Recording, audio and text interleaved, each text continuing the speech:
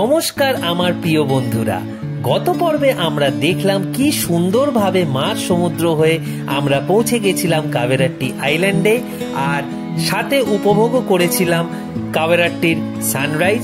সত্যি সে যে কি সুন্দর দৃশ্য বলে বোঝানো যাবে না।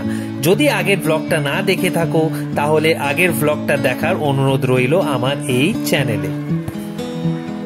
আর এই পর্বে থাকছে গ্লাস বোটে কিভাবে কি করে আমরা সমুদ্রের নিচের দেশটাকে উপভোগ করেছিলাম। তো চলো দেরি না করে স্টার্ট করা যাক আজকের এই সুন্দর ছোট্ট ব্লগটাকে।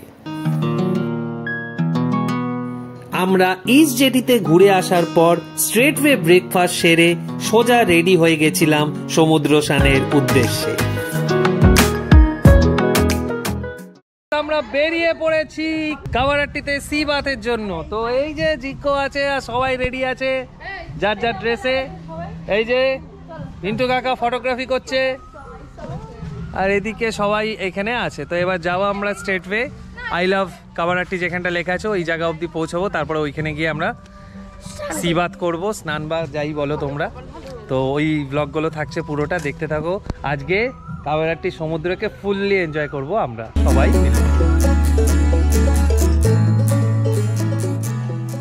আমরা হাঁটতে হাঁটতে কাবেরাট্টির সৌন্দর্যকে উপভোগ করছিলাম। কি যে সুন্দর লাগছিল বলে বোঝানো খুবই মুশকিল।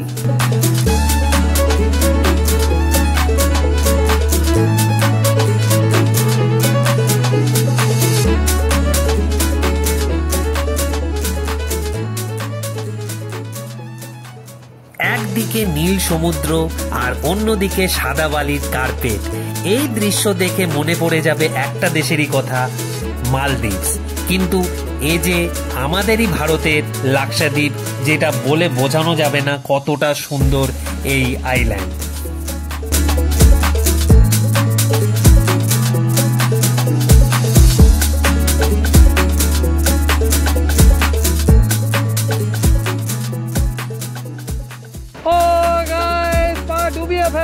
ফাইনালি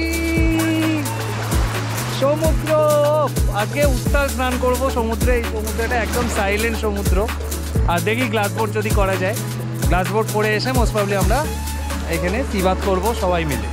তো এই হচ্ছে ব্যাপার, সবাই এখানেই আছে।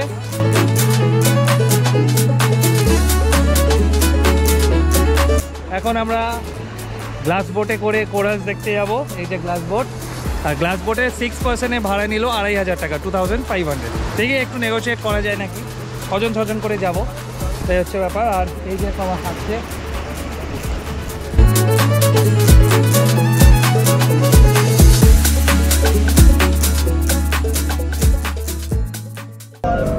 তো আমরা এখন গ্লাস বোটে বেরিয়েছি সবাই মিলে, এই যে 3 জন, এদিকে 3 জন। তো গ্লাস বোটে এবার আমরা কোরাল দেখবো এই পরিষ্কার ট্রান্সপারেন্ট জায়গাটাতে। তো এই যে সবাই আছে, জিকো আছে এখানে। তিনটো কাকা স্পেশালি হেভি ভয় লাগছে এই হচ্ছে। আর এই যে জিকোর ভয় ডর কিচ্ছু নেই। এই যে গ্লাস বোট একদম ক্রিস্টাল ক্লিয়ার আছে, তোমাদের দেখাচ্ছি কিছুক্ষণের মধ্যে।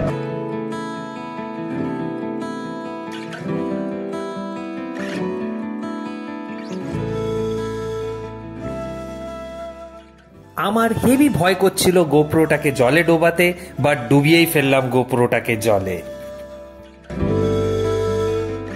আর গোপ্রোটাকে জলে ডুবিয়ে যা দেখলাম তা এক কথায় অসাধারণ।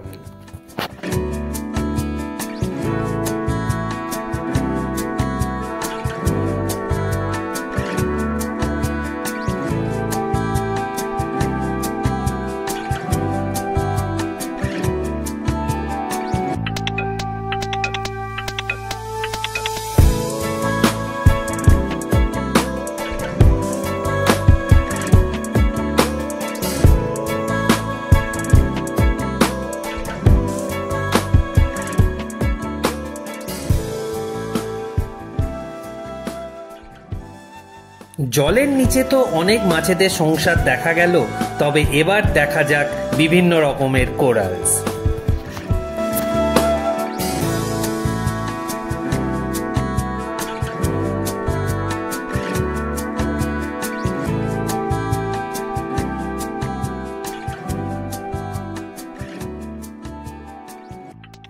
এখানে প্রায় অনেক রকমেরই কোরালস পাওয়া যায়। এই জীবন্ত কোরাল প্রকৃতির সবচেয়ে বিস্ময়কর সৃষ্টিগুলোর মধ্যে একটি। এখানে মূলত staghorn coral, brain coral, table coral, carnation coral, blue coral, organ pipe coral, mushroom coral আরো অনেক ধরনের কোরালস দেখতে পাওয়া যায়। সত্যি এই যে কি সুন্দর সমুদ্রের নিচের দেশ বলে বোঝানো যাবে না, আর শুধু মনে হবে কোনটা ছেড়ে কোনটাকে দেখব।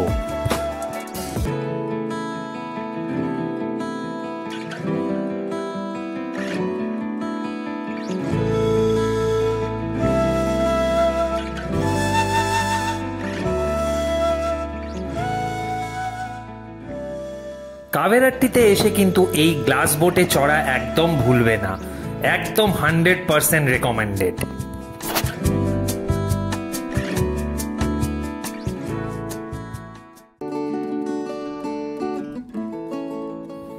একটা বিশাল বড় কচ্ছপকেও দেখলাম, বাট দুঃখিত যে তোমাদের সাথে শেয়ার করতে পারলাম না, ক্যামেরাতে কিছুতেই ধরা পড়ল না সে।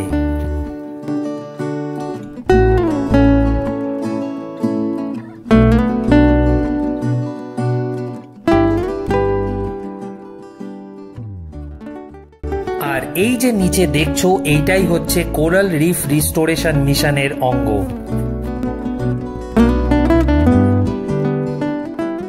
এরপরও একটা কথা বলতেই হয়, এই নীল জল আর রঙিন মাছের দেশ আজ কিন্তু বিপন্ন। জলবায়ু পরিবর্তন আর মানব সৃষ্ট দূষণের লাক্ষাদ্বীপের কোরালস কিন্তু আশঙ্কাজনক হারে ধ্বংস হচ্ছে। কিন্তু আশার কথা হচ্ছে বিজ্ঞানী এবং স্থানীয়রা মিলে শুরু করেছে এক অসাধারণ মিশন, কোরাল রিফ রিস্টোরেশন।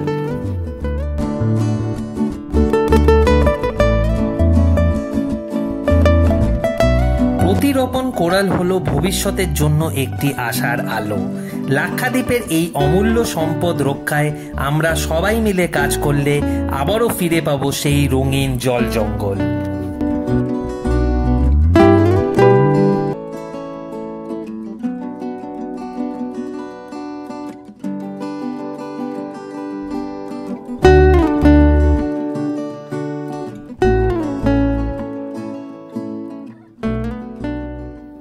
আর এইখানে স্বচ্ছ জল নিয়ে কিছু বলার নেই, সমুদ্র তলে এতটাই সুন্দর দেখা যাচ্ছিল গ্লাস বোটে, জাস্ট অসাধারণ। স্নর্কেলিং স্কুবার তো দরকার পড়বেই না, এতটাই সুন্দর দেখা যাচ্ছিল ক্যাভেরাট্টির এই সমুদ্র নিচের দেশ।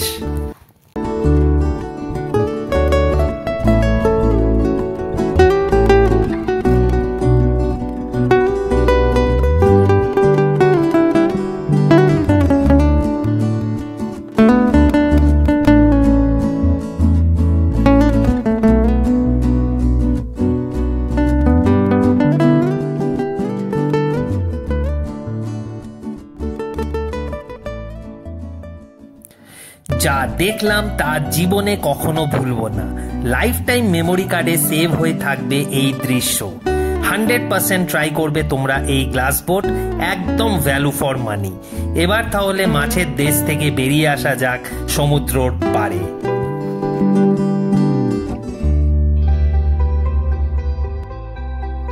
সমুদ্রের পাড়ে এসে কিছুক্ষণ স্নান করার পর স্ট্রেটওয়ে লাঞ্চ সেরে আমরা বেরিয়ে পড়েছিলাম কাভেরাট্টির লোকাল সাইটসিং এর জন্য, আর সেটাই থাকছে পরের পর্বে। তাহলে আজ এই অবধি থাক। যদি এই ব্লগটা ভালো লেগে থাকে তাহলে অতি অবশ্যই লাইক, শেয়ার আর সাবস্ক্রাইব করা ভুলো না। ততক্ষণের জন্য take care of yourself and your family. Till then, bye bye. तेरा मेरा रिश्ता जब लड़ते हैं हर बात पे, मगर याद